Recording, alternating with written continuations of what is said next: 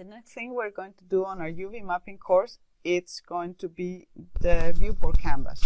So this is a tool that you have in many other softwares, okay? You even have it in Photoshop, and basically it allows me to paint in 3D. And I wouldn't use it as a final paint, but just as a reference, and then edit more in Photoshop maybe, okay? To use this tool, the first thing you need is to have a map. So it could even be a UV map, but you need a map, otherwise it's actually going to ask you for it. So to open it, it's in Tools, Viewport Canvas, and it opens my Viewport Canvas tools. So most direct thing, click on Paint, and it's going to tell me in which map do I want to draw it, because it doesn't really just have to be the diffuse map for a texture. It can be in any of the other maps, okay, if I want to put some more details. And so let's just pick the diffuse map, and I'm going to pick a 1024 texture because the other one might be a little bit too small. I have to save it somewhere, just temp, okay?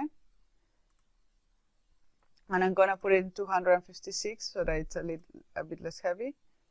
And okay, so now it opens my layers, and just like in Photoshop, I can add layers. So let's say my background, I painted in a color, okay, and in my foreground I start painting some stuff. I of course have to change the color, okay, and then maybe this is too big, so I just want it really quite small. I can add a mask to that brush, okay. I'm gonna increase my radius, okay. I can change the opacity. I can also change the opacity here. So let's say like that, I can just change the opacity just like you would do it in Photoshop. And if I just pick another color, you know, I can just put my opacity back and then just put a multiply or a color burn and play with a lot of the blending options that you would have in Photoshop, okay? I also have some filters like blur or sharpen. There are some interesting options that can save you some time, and I can then also save it.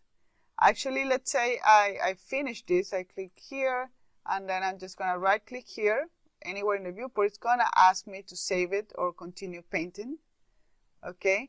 So I save it as a PSD file, and then I open it in Photoshop and continue editing. So what's going to happen in Photoshop is going to show me my UV map with this texture, okay? So I'm just going to save it as temporal, and then I'm going to open it in Photoshop. So this is what I have in Photoshop, and you can actually see exactly my UV map and then the little paint I put on it.